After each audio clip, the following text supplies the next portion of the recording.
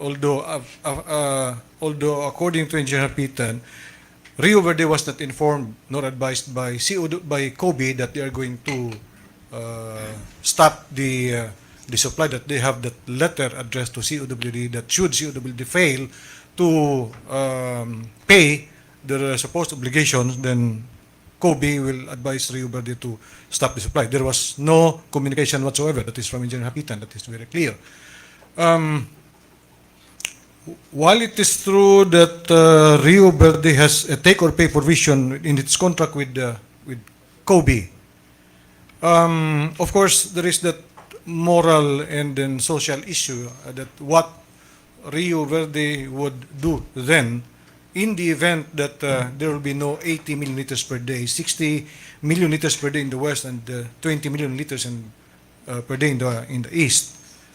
So it depends now on the action to be taken to be undertaken by COWD, because Rio Verde will just wait and then for whatever action that COWD may take, and hopefully, well, to me, hopefully there will be that communication na so that Rio Verde can react as well.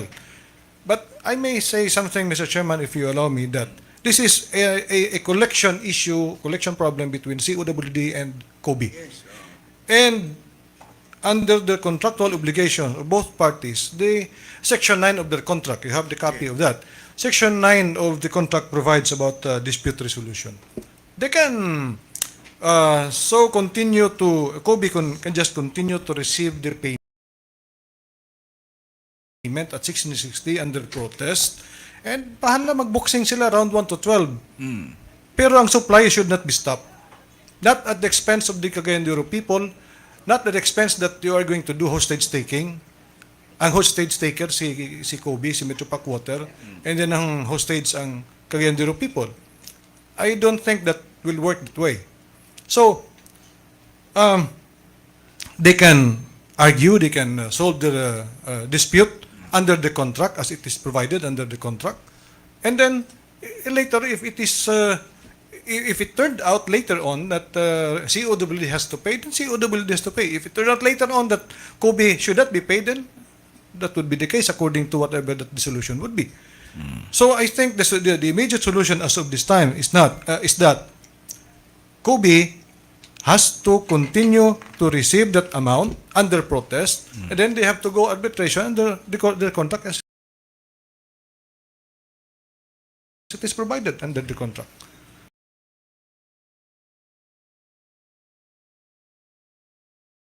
So para hindi mag-hostage ang tao, what the people are interested into is that for the continuation of that bulk water supply in the west and in the east.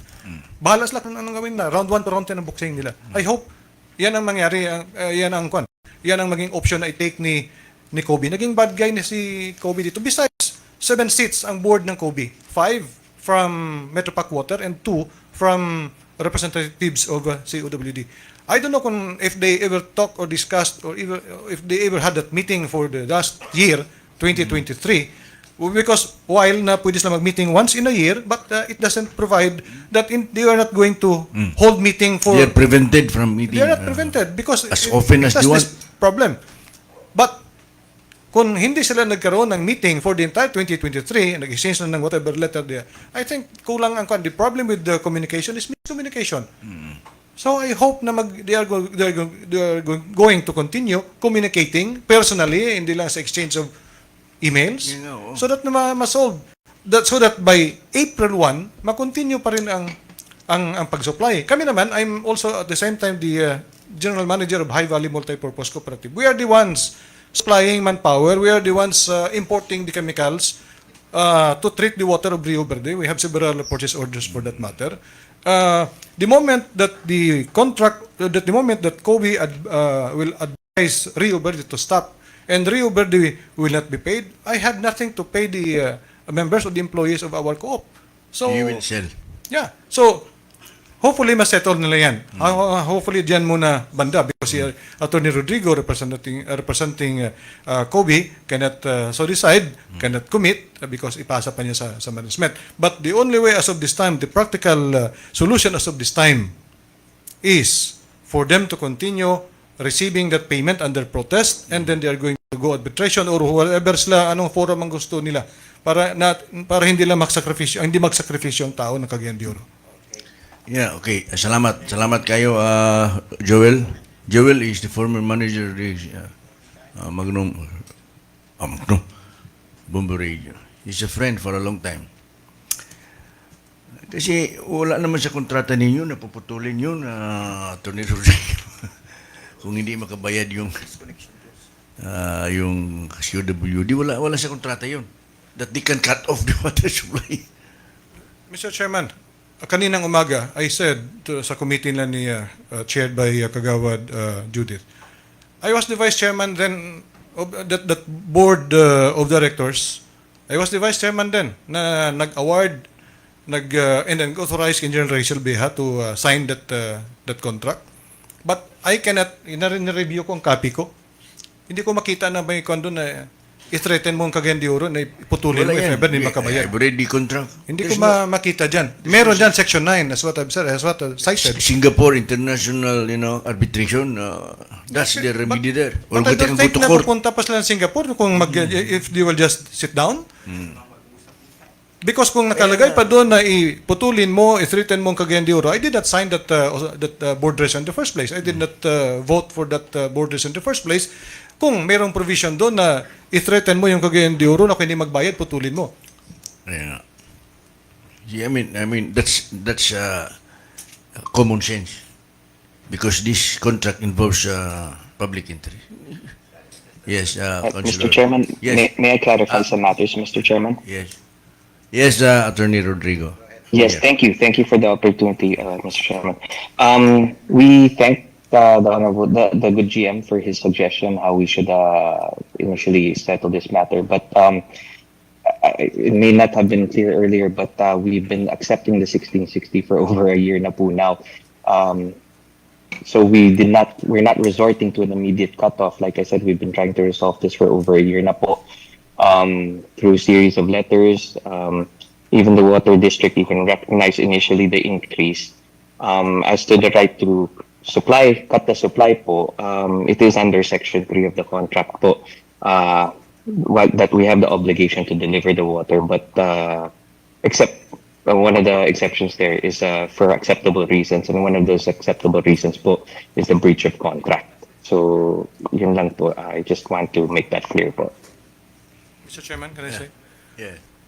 Breach of contract, it is provided. Na-review ka ngayon, andyan sa table dito, dala ko.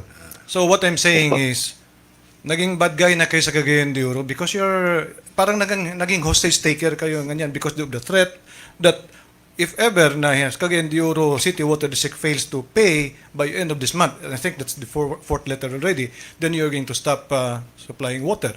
What I'm saying is, sa practical side, maputo ba si Kobe o si Metropac Water in the event na at 1660 while ni-resolve ang dispute?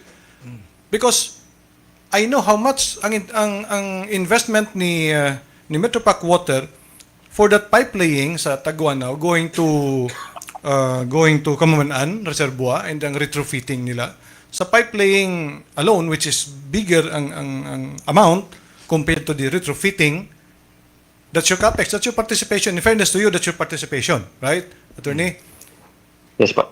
Nung pumasok ako sa High Valley Multipurpose Cooperative in 2021, there I knew that because si High Valley, dalawang contractors nyo sa pipe laying, isa si High Valley doon.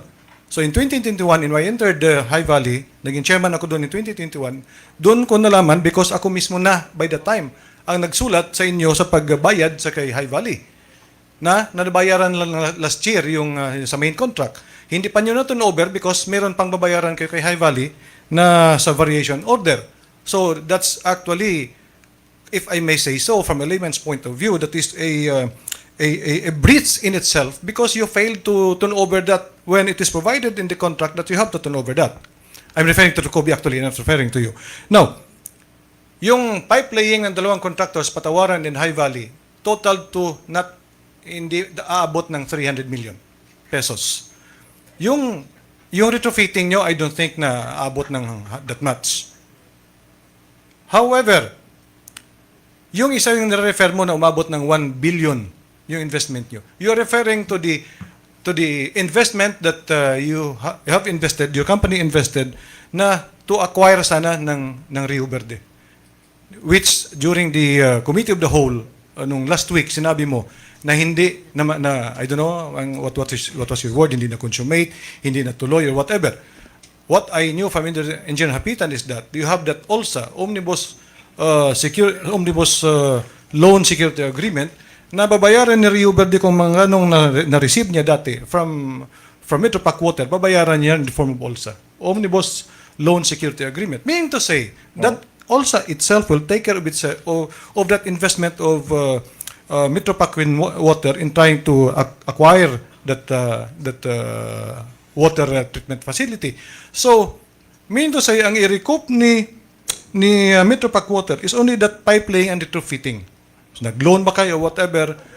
So, Rio Verde is selling at 13 pesos, Kobe is selling to COWD at 16.60, meaning to say there is a mga 360 times 80 million liters per day, although hindi naman, nag-start lang kayo sa 60 million liters per day. Eventually, naging 80. Times 365 days in a year, times number of years. So, question whether or not na-recoup na ba yun? Wala. I'm not a CPA, so I don't want to go further. But, for all intents and purposes, ang klaro na investment para kay COWD ni Metropac Water, yung pipe laying na yan at saka yung retrofitting ng kamaman ng reservoir. Yung investment sa pag-acquire sana ng Rio Verde, mabayaran yun ni Rio Verde for whatever, how much man yan na na-receive ni Rio Verde as payment before, na babayaran niya, balikan niya kay Kwan in X number of years according to the contract, I am not privy to it, through their loan agreement na ngayon. So question, if Kobe will continue to just receive 660 under protest, I'm not saying na mag-conform, under protest, during dependency of the solution of your dispute, then, hindi mo ma-hostage ang Cagayan de Oro. Will it not solve the problem and will not render the Cagayan de Oro people hostage? Well, if I am wrong, then I don't know kung ano bang ang biging option nyo. I have said my piece, Mr. Chairman. Thank you. Thank you. Thank you po. Thank you, Joel. Okay, so we heard Rio Verde. Yes, Councilor Calizo. Thank you, Mr. Chairman. I have a question to Rio Verde. Because during the second meeting of the Committee on Public Utilities, they offered to present to us their existing contract between Rio Verde and Metropac. Metropac ba yun? Yeah. Kobe? Okay. My question is, with this threat coming from Kobe to cut off the water supply once the payment of the amount that they are requiring water district will not be done.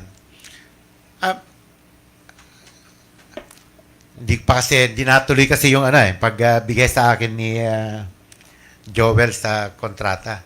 But may I ask if in the contract it is embodied that in the event that indeed Kobe will cut off the water supply, is there a provision in the contract na hindi kayo pwedeng mag-supply na ng tubig sa Cagayan de Oro? Thank you for that, Mr. Chairman. As what I've said earlier, sa contract provision, in fairness to Kobe, sa contract nila ni Rio Verde. By the way, and nakikinig naman siya to ni Rodrigo. I did not show the contract, although I was authorized by Engineer Hapitan. I did not show the contract to Kagawad, Engineer Calizo. Because at that time, I have noticed that there was that confusion on the part of the City Council between the contract of COWD and with Kobe, that is a public document, and the contract between Rio Verde and then Kobe, which is a private-to-private document. So, I would rather na mag-consume muna yun para walang confusion. But nevertheless, to answer the question of Kagawa General Calizo, as what I've said earlier, there is a provision in the contract of Rio Verde and Kobe that is a take or pay provision. Meaning to say, in other words, whether or not na deliver ni Kobe kay COWD ang COA. For example, sabihin niya, stop the supply because I'm still going to pay you for 80 million liters per day. Then, si Rio Verde, wala siyang problema, bayad siya. However, makonsensya ba yan ni Rio Verde na yung tao na uhaw, matay sa uhaw, tapos sa yung tubig, ilabay niya lang, ikwan niya lang, tapon niya lang sa Cagayan de Oro River? That's for the practical situation, and for moral and social issue, I don't think so. Now, and I don't think as well na si Kobe naman, sabihin niya, bayaran kita, wag mo i-release up kahit mamatay yung mga tao sa Cagayan. I don't think Kobe will do that. So, in fairness to, I'm just trying to objective, Mr. Chairman. I don't think as well. That is why, as I've been suggesting from even a mere consumer, that Kobe, please, continue to receive that payment under protest, then continue to exhaust all possible means under your, whatever remedies available, na ma-resolve niyo yung contract niyo. Because in the first place, I don't ever believe na maputo kayo right there and then by just continuing to receive at 1660. I am not saying that you are going to receive 1660 forever because that is contract obligations, but you have to resolve that because na both of you are contesting what is provided in the contract. Each of you has its own interpretation.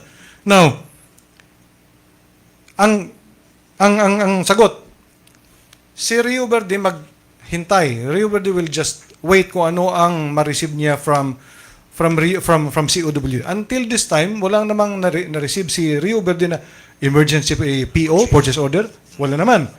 Because ipakita, if ever na mayroon, assuming na mayroon for the sake of argument, then Rio Verde will inform Kobe, hey Kobe, we received this emergency procurement order, purchase order from COWD. What would you like us to do? Will you allow us to supply, or will you just continue to supply? Because either way, si Rio Verde, nito say, business-wise, hindi siya malugi, except kung yung presyo naman si COWD hindi katanggap-tanggap on the part of Rio Verde, business-wise. So, I hope the question of General Calizo, I have answered. Wala. Sa kontrata, dapat makabenta si Rio Verde is allowed to dispose the excess out of the excess capacity kung hindi na matake ni Kobe yun. The contract actually is for 100 MLD. But for COWD and Kobe, dapat sana at as of this time dapat 100 million liters per day na. During the I heard that during the pandemic, COWD, si Engineer Edna Nahia, who is representing GM Tony Yang now, I think can confirm this one, that during the pandemic, COWD requested for deferment of the last 20 MLD. That is why until now, only 80 million liters per day ang sinusupply. Now, kung 80 lang ngayon, mean to say, si Rio Verde mayroon siyang excess na 20 because ang capacity 120 MLD. So therefore, kung hindi na kukunin pa ni Kobe, pwede niya ibenta sa another party. So, pwede. But at the same time, si Rio Verde naman, in fairness to Rio Verde was as advised as what I've said earlier by Kobe na meron kaming letter the moment din sila makabayad, putulin namin to. Iputulin nyo dyan. Because hindi man makaputol in reality si Kobe because they are not the one owning the plant. Kami naman nag-operate sa High Valley. So, si Rio lang makakuan sa amin na putulin, stop ang kuan. Si Rio lang, only Rio Verde can advise the High Valley. Now, then and there, I will say to our people na stop operating. But walang ganyan. So, that's why si Rio Verde, hindi naman nag-inform, nag-advise si Kobe. In January 12, I accompanied Engineer Hapitan dun sa office ni Mayor Clarix Uy na nag-submit ng letter si Engineer Hapitan for Rio Verde to request the city government, for the city council to pass that resolution interposing no objection for Rio Verde to do level 3 water system. By saying level 3 water system, So yun yung parang water district ka, parang G-Hydro ka, parang Tiguho ka, nga, you do distribution direct sa households. Because, in the event na kung ano man, at least, hindi naman siya makakuha na mayroon siyang pagbintahan direct sa households ng Cagayan de Oro. Which is now, nakapending pa sa committee ni Kagawad General Caliso as of this time. I hope na address na akong question ni General Caliso, sir. Okay, thank you. Thank you, Joel. Councilor Alam. Mr. Chair, nagpunta yung iba dito. Ang atin is worst scenario. Wala tayong assurance sa kanila. How can we, di ba? We already invited some of Yeah, the after this. supplier here to water. So ang ibig sabihin natin, kung mangyari yon, hindi natin hintayin na later matanggap natin. What is your assurance? Kasi that's why we called some of our guests here to also think of the worst. Not only positive always. Oh, You have also to think negative way. So, niyaman din ang mga kwan ba? Mga suppliers uban. Sige. Asa na to ang kwan?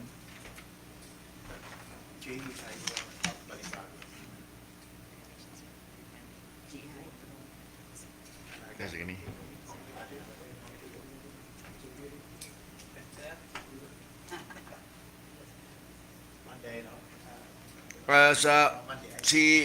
Sa GE Hydro, Hydro. Yes. Mr. Arnold Ilago, the General Manager. Can you tell us your capacity and what is the possibility of connecting your supply with COWD in case of emergency?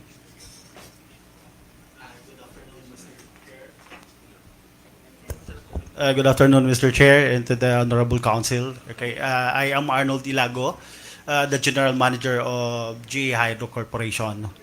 I am representing also Mr. Geoffrey Hapitan as our Chairman and CEO of GE Hydro Company.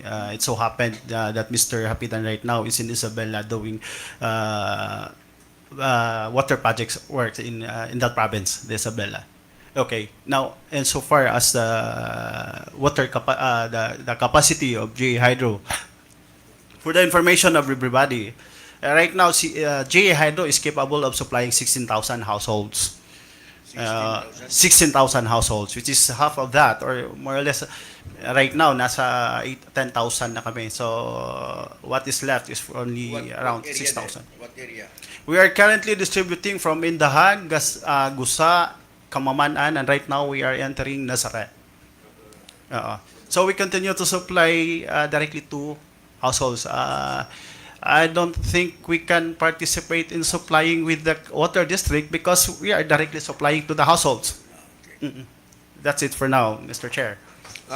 We know where's your source of water?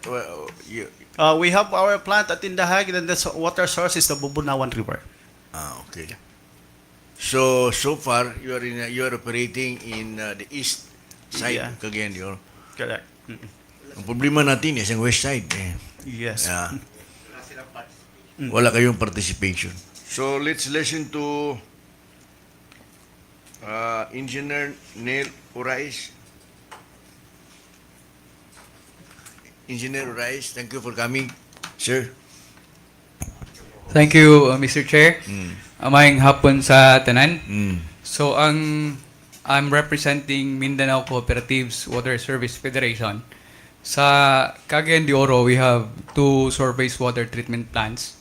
One in Libuna, which is about 10 MLD, and another in Dansulihon, that's about 20 MLD.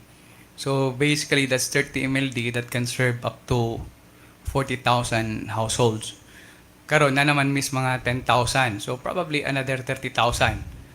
So makatabang-tabang pero that's still a very small portion sa 300,000 nga way tubig. But ang co-op is ready. We have our federation has about 160,000 members. So times 5 na to na, that's about 500,000 na dinis Cagayan de Oro.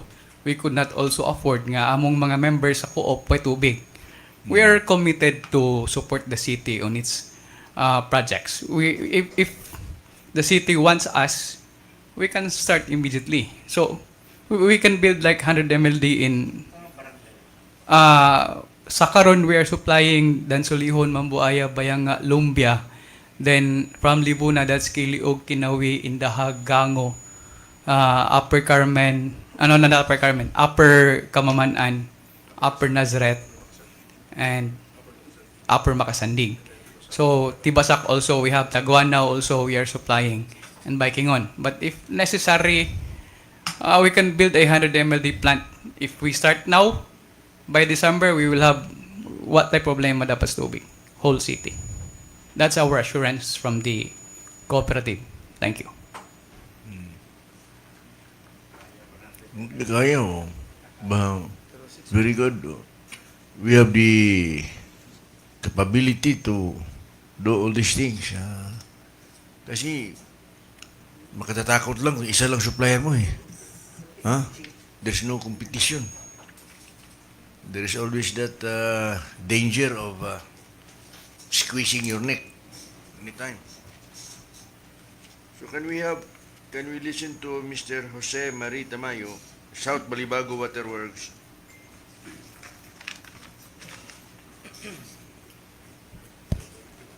Good afternoon, Mr. Chair and sa laing members sa council and to all the guests also here. I represent South Balibago Resources Incorporated.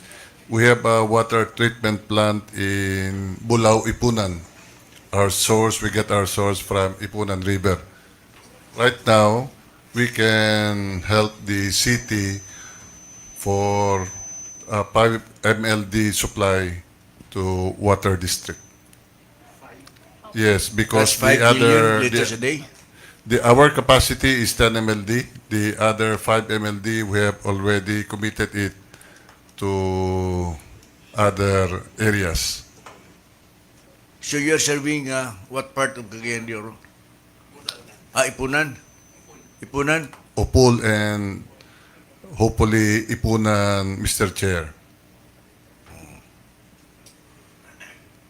But the COWD is supplying 40% of the west side. Ang 40% is how many liters yan? Mga 80,000 cubic meters?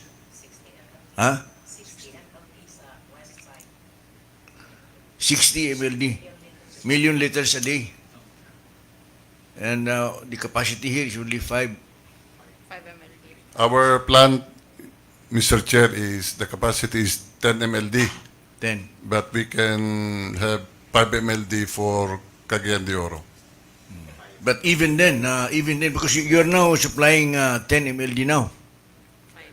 Are you, oh yes, Councilor Suset? Oh. 5 MLD lang. 5 MLD. Yeah, You are now available. supplying 5 MLD. But despite that 5 MLD, water district is 60. Share is 60 million. Ayo. So na sila excess nga. 5 MLD Rayla. Ma-offer. Yes, but kanang bisan pag nakamoy excess, but you cannot. The problem here is how can you connect to COWD because ang connection sa mga balay naman sa COWD. Ano may ila? We can do it, Mr. Chair. Initially, we have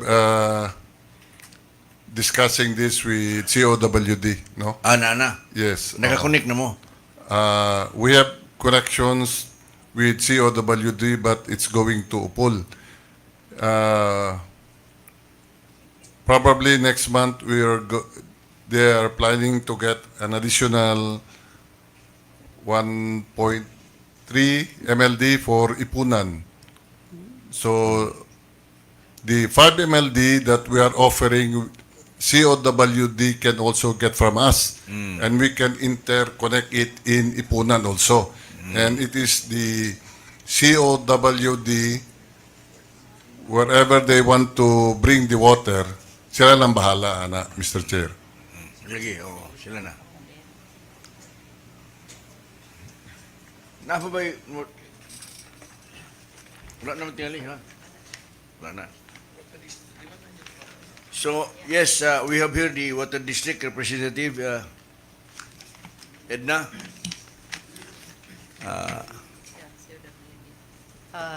Good afternoon to everyone. Good afternoon. Taga-RMI sa kahayag Chairman. din sa nga.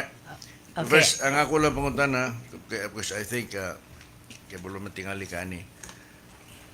Doon naman mo yung mga personal negotiation or contact with Kobe. Mura man og lagyo kay mo, mura man mo og Actually, sir. nag-uyab nga nag-away ba? So once again, good afternoon, Mr. Chair. Good afternoon to all the members of the Sanggunian. Sir, as mentioned by our general manager early this morning, he said that we are in communication with Kobe. So padala og letter, and I believe the last time that we have, even me, I was able to join the board meeting. That was December, and then after that they have this another meeting with also with Kobe. So I just cannot remember exactly the date, but they have this meeting. But then after this, we are still communicating with them. And the last time is that we sent a letter dated March 5, as also mentioned by our general manager. Ngayon sa lima mo letter nga, di naman modern na mga panahon karon. Pwede man mo magtinawaga. Ano man na? I cannot. Kanang letter, panahon mo man na ni 1950. Kana. So, Dugay mo sir, ka na mabot yung letter. anyway, sir, Why are you using that kind of communication? it was sent through an email, so that everything will be documented. Yes, but can you not have a conference, round table conference, and then people are authorized to decide so that you can decide immediately? Dili ba nang hindi yung mag-meeting kayo, lahat kayo, wala kayong authority. So palagi kayo nagtanong, kasi postpone muna natin, kasi magtanong pa kami doon. Yeah, Why can you anyway. just, all of you, Kobe and Water District, have all the authority in your hands, just like in court. You cannot appear in court representing a client if you have no authority, you have no special power of attorney. Para nga makadesisyon kayo lahat, quick decision. Ngayon, sabi ni Tony Rodrigo, hindi tayo makadiscuss, magtanong pa kami doon. I mean, this will delay everything. Yes, for that That should matter. be implanted in your mind. We are talking about urgent matters here. People should have been authorized to decide. Dili kay palagi na lang wala tayong makuha na substantial gain in our discussion because nobody is authorized to decide. Yan. Yan ang problema natin dito. Sige, sulat, and then, wala kayo nakita. O, yan. Paano yan? Ganyan yun. So, yes, Thank you, Mr. Chairman. I'm just trying to imagine on a worst case scenario. Let's say, ngayon, puputulin yung tubig. I think there will be no change on the households being distributed by South Balibago, by JE Hydro, by Kyogo. Tuloy-tuloy pa rin yan eh. Yeah. The households that will be affected definitely are those being distributed by COWD.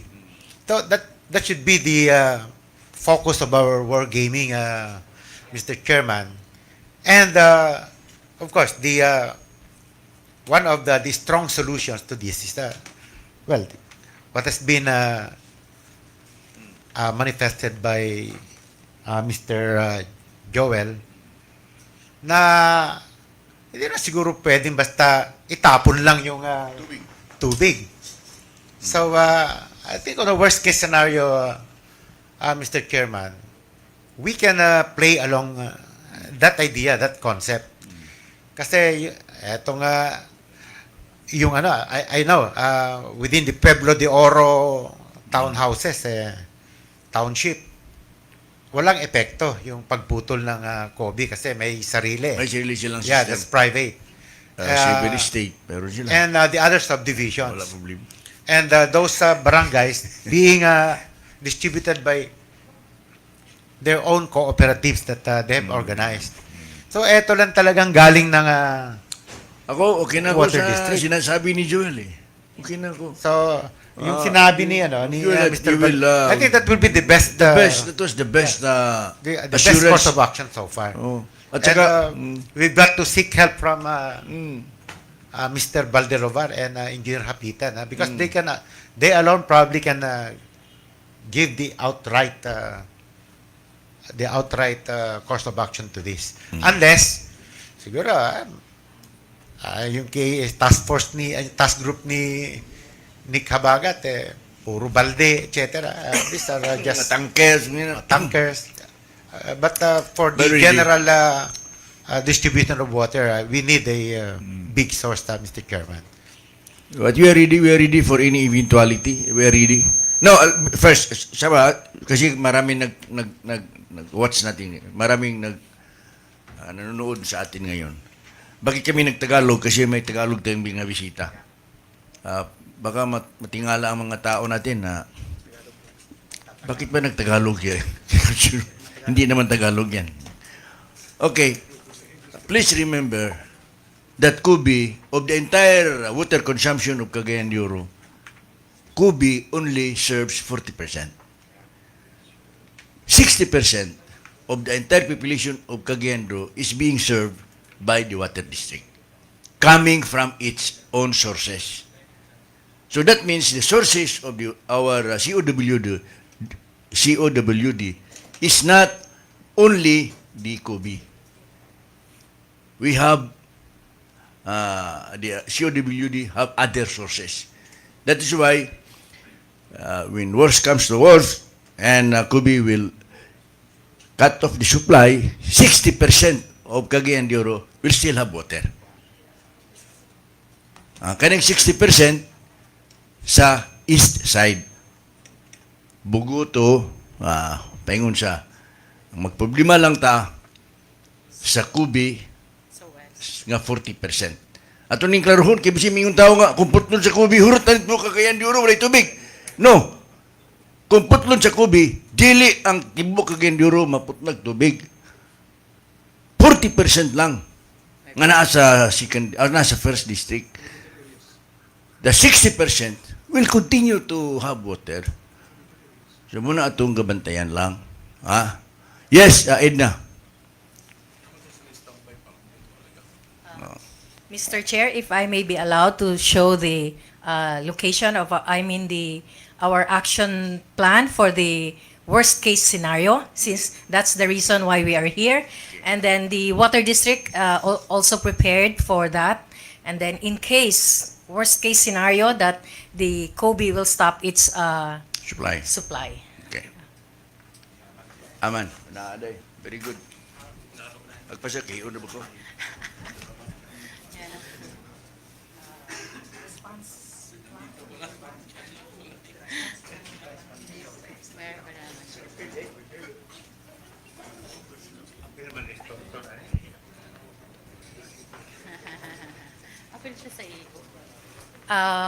What we prepared was that our response plan.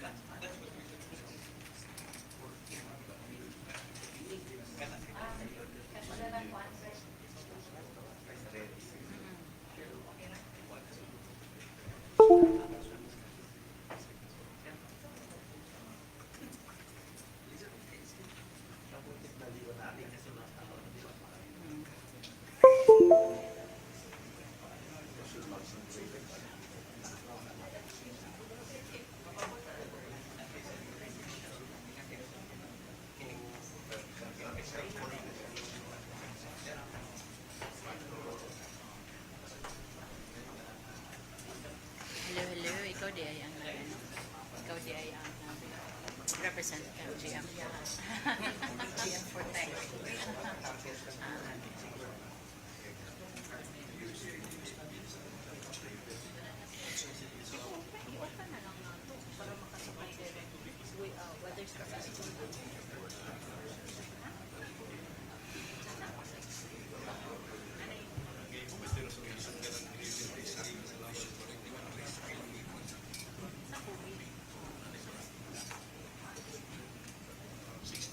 Mr. Chair, while we are preparing for the Before kamu proceed, Edna, nalang ko ipangutana, which I think is also important.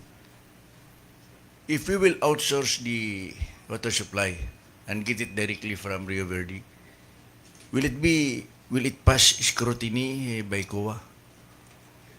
Since we're considering the emergency purchase, Yes. so so far there is no question regarding the emergency purchase that we have. So it will pass COA's audit. Yes, sir. But then so far, we already have this emergency purchase with Opol, and then before with Pag-ibig City Homes, and then there was no AOM regarding that matter, sir. Thank you very much. That was a question posed by our secretary, Arturo San Miguel. Which is a good question because the reason why we entered into a contract with Kobe because there were disallowances Yes, of COA buying COD buying directly from Rio Verde. Yes, sir. But then for that matter, we also inquire about that, the emergency purchase. So far, No problem. there was no problem. when it comes to Anyway, emergency COA, of course, purchase. COA will understand. Yeah. How Now, while we are still preparing for that presentation, Yes. the Cagayan de Oro Water District requested for the approval of our action list for this matter, preparing for the worst case scenario should Kobe will stop its supply to Cagayan de Oro Water District. Now, Okay na. okay na, please. Okay na. Okay dito, Sir Dinil. Wala ko jacket. Tugnaw do kay mga aircon buster. Lagi, magkurog ta, sir.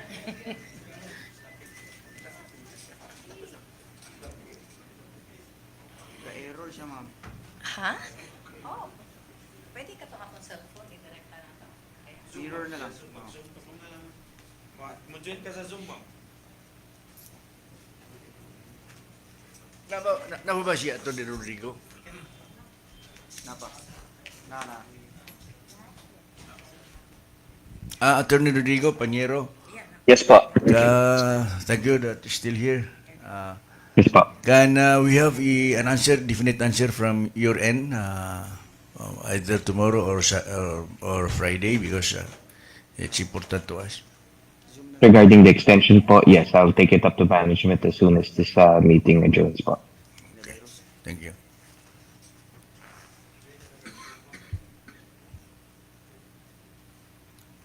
CR break. Oh, Kay 5 minutes attorney. CR break, Mr. Chair. 5 minutes CR break. CR break sa daw. Okay.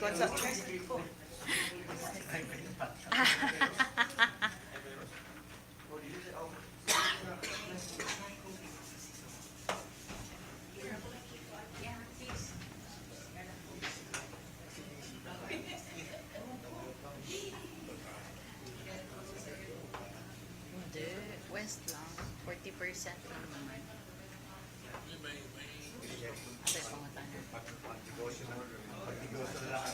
Bilang ko lang. Like 5. Okay na eh, 30,000 nila ni Engineer Neil. Kay 40,000 daw ilang makaya, 10,000 ilang na-serve karon. Hindi, west sila. Hinahabay siya. Ay, sa bukid. Connected to sa Percas. Ikaligon sila, ready to serve na sila sa District 2. To ba niya? Di naman, bukid man ni sila engineer. Ang kanay mo dili, kay District 2 man ni. So wala'y appeal si JNE. Sila Engineer Neil sa District 1. Mas lang tao. Niya, tapos nahaba siya. Sa water district. Na makalahos siya sa ano, di ba? Households na mismo. Dili, saki ka po sila. Water District. Ilan ligi? Supply naman sa water dito. Sa water, yun na lang. Emergency. Yes, Joel. Mr. Chair, we're waiting for the presentation of Engineer Edna. I would like to stress, I would like to make it clear that amidst the threat of Kobe. Kobe to stop the supply by end of this month, which hopefully will not be happening, si Rio Verde naman, amidst the danger of losing that contract with Kobe, sa samang loob ni Kobe, i-define niya. Pwede niya pasampa ng kaso si Rio Verde for breach of contract should Rio Verde directly supplies to COWD. And that is for an emergency situation which only about mga 3 months, I suppose. So kawawa si Rio Verde. So that's why kailangan niya naman ng safety net na whatever happens, hindi naman siya maiwan sa ere. That's the business situation. That is why simultaneously, parallel sa situation, si Rio Verde, as what I've said, nag-request through the Office of the City Mayor na sana ma-certify ng certified urgent yung letter niya to the City Council na mabigyan siya ng resolution just like sila ni G. Hydro, just like sila ni Kiguho, si South Balibago, na to do level 3 water system. So that in the event man na labo-labo sila ni Kobe, at least meron naman siyang long-term na fallback na makadirekta supply siya. At the end of the day, it's the choice of every household whether to have their connection with Rio Verde or still with COWD. The resolution of interposing no objection once obtained by Rio Verde, it does not follow that automatically yung lahat na tao mag-transfer na sa kanya. So that is only the first step for him to undertake that level 3. Parang may fallback lang siya.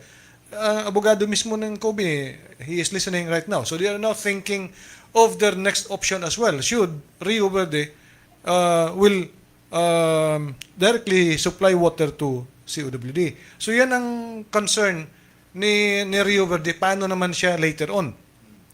Especially later na makasupply pala si CWS ng 100 ml, edi mawalan siya ng siya ang nagsalba kay COWD, but at the end of the day, after that 3 months period na emergency purchase, mawalan siya ng negosyo.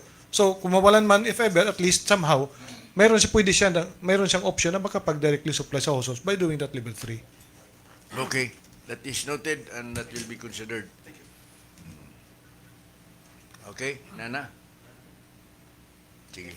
Sige, Edna. Okay.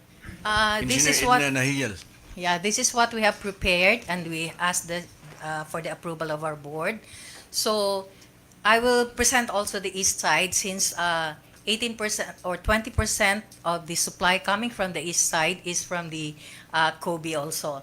So what we have here, if worst case scenario, if no Kobe at the east side, next please, pwede ma. Yeah. So, affected east side. Yeah, the east side, Kobe supplies 20% of the, yeah, 20% from, 40% sa west. yeah. So with that, we also prepared that since we have our supply coming from Bugo, we maximize the Bugo booster station, and then right now the Bugo booster is supplying up to Gusa only, up to Galaxy. But then if we will maximize the supply of using our Bugo booster station, this can serve up to Lapasan, which is dinhi sa may yeah, that's it.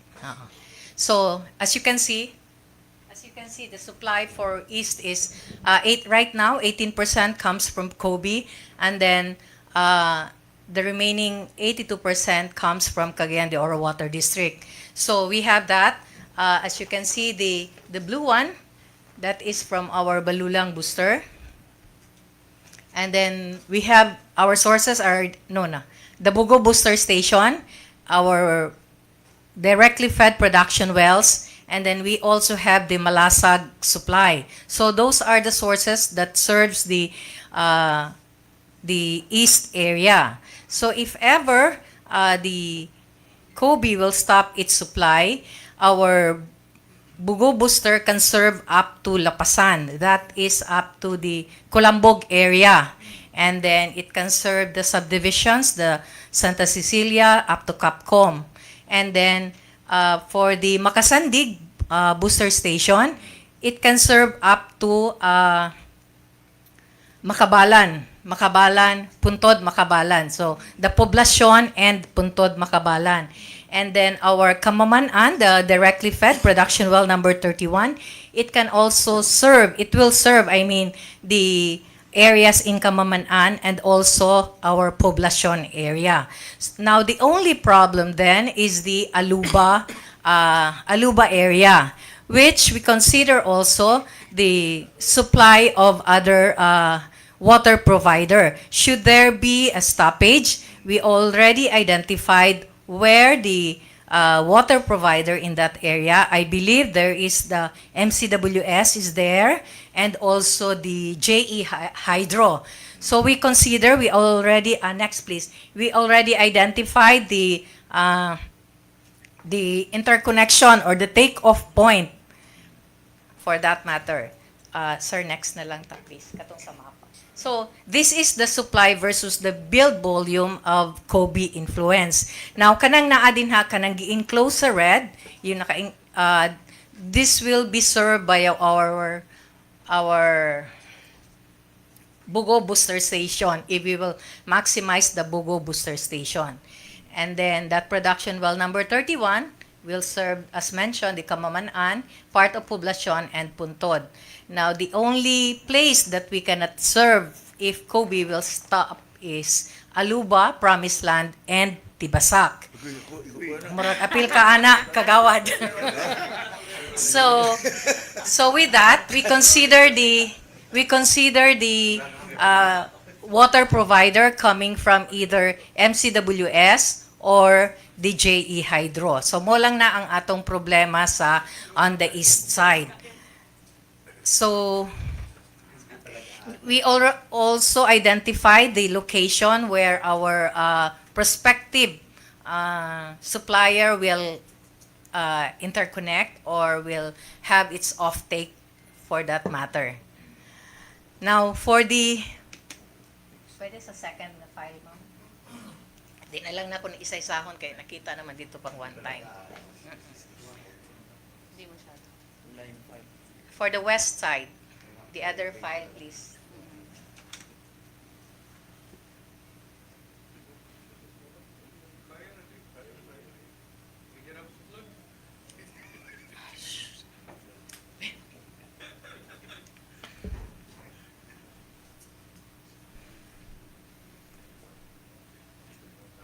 Now, this is for the west side, wherein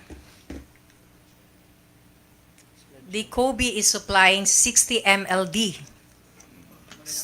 So, what we have here,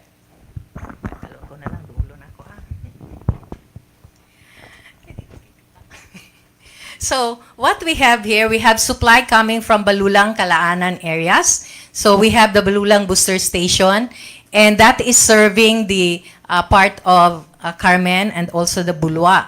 And then we have directly fed production wells. So the total production of the for the west area of COUD only is 819,218 cubic meters. Now the Kobe is supplying 1,801,447. So that is the big part of the supply in West Service area. Now you can see there, the SBRI or Balibago is supplying the Pag-ibig City Homes and also the Youngsville. Now for this one, if we will, we have prepared different schemes for West Side. So we have prepared, next slide please. Now for this area, we have this scheme number 1, additional bulk supply from SBRI. So if ever the supply will be cut off, scheme 1 is we will purchase from SBRI. We have scheme 2, that is South Balibago Resources Incorporated, which is supplying us a total of 2.5 MLD for now, wherein we are supplying the Pag-ibig City Homes, the Youngsville, and the Upol area. Now, we have a coming also emergency purchase with them. which was just recently approved to supply the Ipunan area, the problematic area in Ipunan, wherein the Cambridge, Regency, and all those subdivisions that are having a low supply of water. Now, for Scheme 2, additional bulk purchase from SBRI, MCWS, with Balulang Booster Station to concentrate on in Zone 1. So, ang Scheme 3 nato is purchase also, and then we will concentrate the areas in Zone 2. Now, going back to the first slide, the Zone 1, for this, if we will concentrate the supply in the Zone 1 is, makita ninyo, mauni siya ang Balulang, Bayabas, Bonbon, Bulwa, Carmen, Kauswagan. So, if we will concentrate our booster station in that area, muna siya ang naisupply. So, si Zone 2 and si Zone 3, medyo makulangan ta. Now, if we will use the Zone 2 area is the Bulwa, the Apovel, Terry Hills, Ipunan, Regency Plains, Opol, and so that is around 104,220 cubic meters ang ilang consumption. Then the Zone 3, the Balulang, Bulwa, Kanituan, Carmen, Pagatpat, Ipunan, and some other part. Now, the Zone 4, the Opol City Homes, wala tayong problema. The Lumbia Ecoville, wala tayong problema, except for the Fresno and also the Bellevue. Now, for that matter, if ever kini siya gi-consider na mo nga wala si Rio Verde, it's because we are thinking basin og na ay legal implication. We did not consider. But if Rio Verde can supply, then there's no problem on the west side. So, if ever Rio Verde cannot supply because of some legal matters, legal implications, muna ang among gitan-aw. We already identified the take-off point for the MCWS on the west side, and also the SBRI. We are considering, let's say for example, the Rio Verde cannot serve.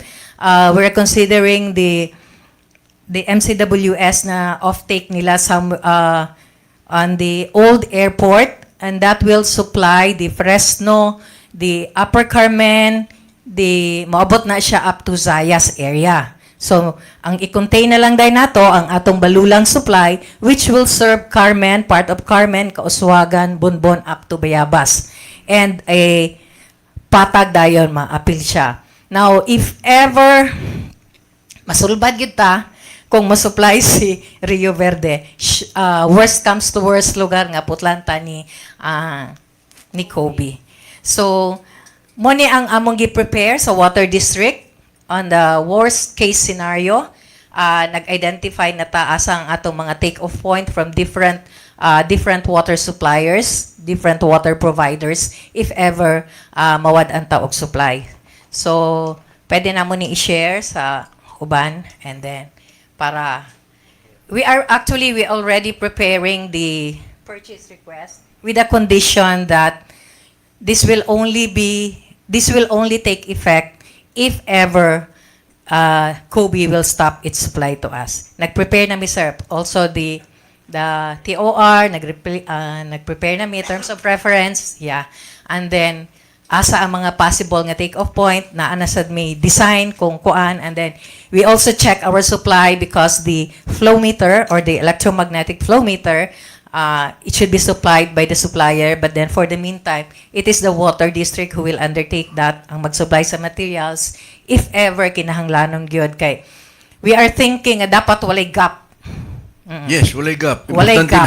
how fast will all this transfer and supply take effect. Yes, Mr. Chair. Hindi yan, 1 hour. Yeah. Yung mga tao. So, dapat walay gap. And then, nag-prepare po mi o gias na mo ang among legal to prepare a letter to COVID if ever they will cut the supply to give us at least 36 hours para ma-continue ang supply, para maka-prepare sa katong other water provider to interconnect with our system.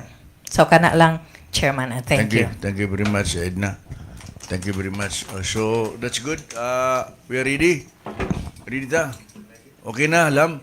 Ready ta? Mr. Chair. Yes, Councilor Suset. Yes, thank you so much, Mr. Chair. No, I actually, the suggestion of Sir Joel Baldelovar is very laudable, no?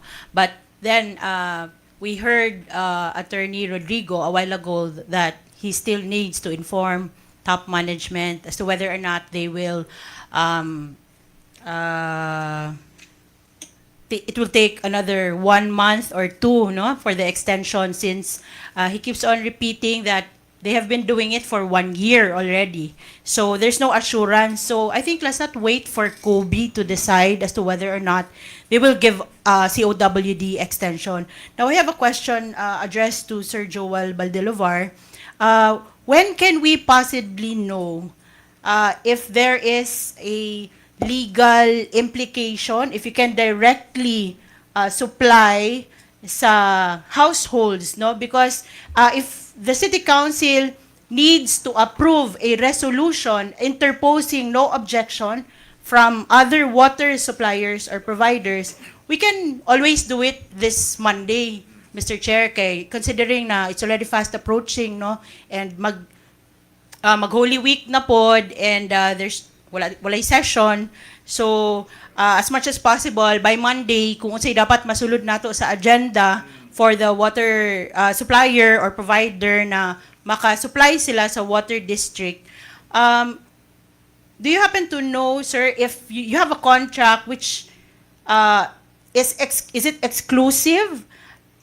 Is it exclusive Rio Verde and Kobe, or are you allowed to supply water na parehara ang ang households na inyong gina-serve, or are you barred from doing it, sir?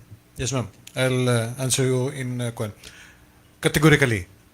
The contract of Rio Verde with the Kobe stipulates that it has a take-or-pay provision, meaning to say, whether or not Kobe will release that water to COWD, Kobe is obliged to pay Rio Verde. If it is 80 million liters per day, whether na-release o wala, bayaran niya si Rio Verde. Take-or-pay provision. Okay. Question karon, should Kobe stop the supply of water to COWD, what will happen to Rio Verde? The moment na mag-advise na si Kobe na i-stop niya, sabi niya, bayaran lang kita. You just stop. Wala nang anong mga sa human factor na involved. Just let's say para on paper lang. Bayaran kita, but hindi ka mag-release ng water. Pwede yun, under the contract. Wala nang mga human consideration. Paper lang. Pwede yun. If ever na si Rio Verde mag-decide na mag-direkta supply, kahit pa nabayaran siya, pwede siya isampa ni Kobe ng breach of contract dahil sa nag-violate siya sa provision ng contract na bayaran kita, ba't i-release mo? So that is a risk on the part of Rio Verde na mag-supply siya because ayaw niya na mauhaw ang tao. That's a risk on the part of Rio Verde. Paano ngayon na merong sagot dyan yung risk na yan ni Rio Verde? Na yung 24 years na naiwan pa sa contract niya with Kobe, na hindi naman siya maiwan sa area later because na mag-supply sa kay COWD. The most that COWD could issue is just a temporary or emergency purchase order which would only last for 3 months. Then after that, I don't know with COWD kung ano naman ang action to be taken nila. That's the maximum? 3 months? Yes, as emergency purchase nila. Now, maybe extend nila, but even pa i-extend nila, si Rio Verde naman, hindi naman siya makasurvive yung extend naman. Kailangan niya ng long-term contract. For once, na-terminate ng contract niya before with COWD. So meron na siyang bad experience sa bulk supply. That is why he needs that resolution to be obtained from city government of Cagayan de Oro para naman meron siyang fallback na kahit maglaban sila diyan, legal issue sila diyan ni Kobe at ni Rio Verde. Pero meanwhile, siya maka-distribute siya water. And at the same time, pwede naman yan na naka-bulk water siya kay COWD, at the same time naka-distribute siya because hindi naman it is not automatically mean na maka-distribute siya because it takes a lot of time para mag-pipe laying ka sa distribution. So, sa mainline, walang problema because yung mainline na yan, up to the delivery point, si Engineer Edna knows that. Until this time, andyan in place yan because kay Rio Verde man yan, sa may junction ng Mastersons Avenue and West Diversion Road, na sa may in front of the Pueblo Golf Course. Kay Kwan man yan, kay Rio Verde man yan. So, walang problema dun sa West. So, pwede yun na bulk supply si Rio Verde taking the risk na sampan siya ng kaso ni Kobe. At the same time, yung fallback niya, kung makuha niya yung resolution objection para sa level 3, para inch by inch he can do pipe laying. So, yun lang hinihingi ni Rio Verde na para hindi naman siya later maiwan sa ere, meron siyang fallback. Because surely, kung sasama ang loob ni Kobe, nakikinig naman sila ngayon, they have that option to file a case against Rio Verde for breach of contract kahit nabayaran siya, and si Rio Verde nag-supply directly kay Rio Verde. Sabi niya, that's double double enrichment. So, sampahan kita. So, that's a question of legal issue against moral and social issue. Yun ang kwan. Yan ang hiningin ni Rio Verde. Fallback niya lang yung resolution na yan. Okay. So anyway, as I said, I think Kubi is listening now. We want to get your answer tomorrow or by Friday because we will decide what to do on Monday. Kung walang kwan, we go with the one. Mr. Chair, Mhm. may I ask the chairperson for the Committee on Utilities, Attorney General Caliso, what's the resolution of the committee regarding its application? Were you able to come up with a resolution for? It was deferred or? Okay. I think I have it in my committee. Actually, Mr. Chairman, it is pending, Yeah. awaiting result of the actions by the ad hoc committee. Yeah. Yeah. That's we- why yeah. we want to get this coming this few days from now kay para makaplano ta kay lisod mo siya kayo kung ato nang dali-dalion ipasar na to nya later on day pwede ulaon day nitabo. Di ba? Debi ko nitabo. So nahekta na ta. So I mean this decision is emergency decision and I don't like to have to make decisions in emergency situation. Magplano sa ta. If we can be kung mingon ng kubi nga ugma putlan na we go ahead with that. Very easy. But what we have to wait first.